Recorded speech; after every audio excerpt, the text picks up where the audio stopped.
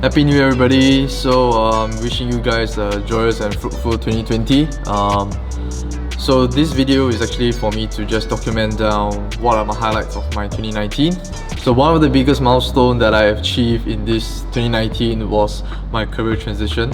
So my career transition from being in the RSF and then to become a wedding videographer with Fresh from Kenneth and Pixio was craziest decision I ever made in my 26 years of my life.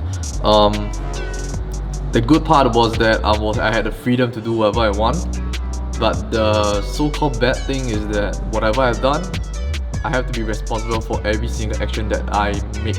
It has been a roller coaster ride for the past 6 months, from like June to all the way to December. But I'm really glad that I was able to move on from whatever that I have left behind in the RSF. Right here, right now, where the real world is, I would say, or if not, everybody that left the force says that the real world can be very, very challenging and it's actually more daunting and scary compared to the lifestyle in the force. Yes, it's true, but with these experiences that I've experienced after leaving the force, I feel that it was really the best decision I've made. I was being able to attend my first workshop with Rafal and then meeting amazing people from Singapore and also Malaysia. It was the scariest, definitely the scariest moment for me, because I can be very socially awkward at times, even though people that know me, after a while they do know that I can be quite rowdy, but at the first start, yeah, I can be quite socially awkward. And it was really a big stepping stone for me to just walk out of it and then just, make friends and talk to people. And right straight after the workshop, I actually flew to Bali straight. It was for me to join Pixio, Samuel from Pixio to shoot my first pre-wedding shoot overseas. And I didn't know what to expect, and I did face a lot of challenges because I wasn't prepared. And I also learned the fact that even though I gone through a workshop, the things that I learned from the workshop may not necessarily be able to be applied to all the couples that I meet.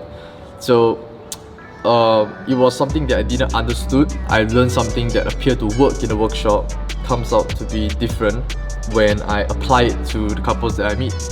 So as time passes by, I do understand that there's no such thing as a cookie cutter method to work with couples, because there's no human are the same. September to December, these 4 months, I have worked together with a local artist called Dawn. We have a project with her, and then we are just required to record time lapses, because that's one of the biggest gifts that I've ever received, is just to meet Dawn and her team, which is facing failure with a very light heart. Failure is actually something that, as for Asians, it's something that's like a very negative thing, and once we are in it, we find it quite difficult to step out of it. So I did learn a few things from her. So thank you, Dawn. I don't know if you were able to watch this, but you have been very inspiring to me on how to deal with failure. The highlight for November, other than my birthday, was actually to drive 3 hours all the way straight to Batu Pahat just to meet Sunren. But it was the best drive I've ever driven in my life. So the experience was great. You can actually see the amount of warmth that they actually give out to their guests, the way they host us, the way they actually communicate with us. You actually feel like you're home, even though you are just a visitor from another country. It was a great experience seeing their office, seeing their studio, how Malaysians in Batu Pahat actually make things work, and to see how they actually produce their craft. It's really an eye-opener for me. So for December, I had the privilege to meet Jessie from Malaysia as well. Spoke to her, learned something from her. The commitment that you can see from the Malaysians in general that we have met are actually commendable.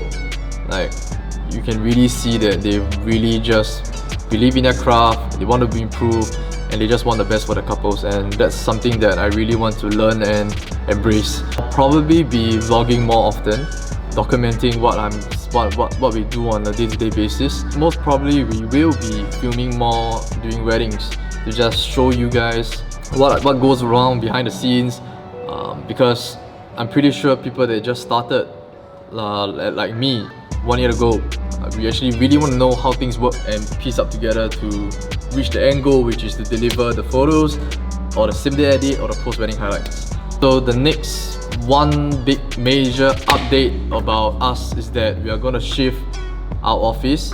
So whatever that you've seen behind me is going to go away, and then we are going straight to Imperial Mall at the workshop, and that's where our new office will be, our new creative space.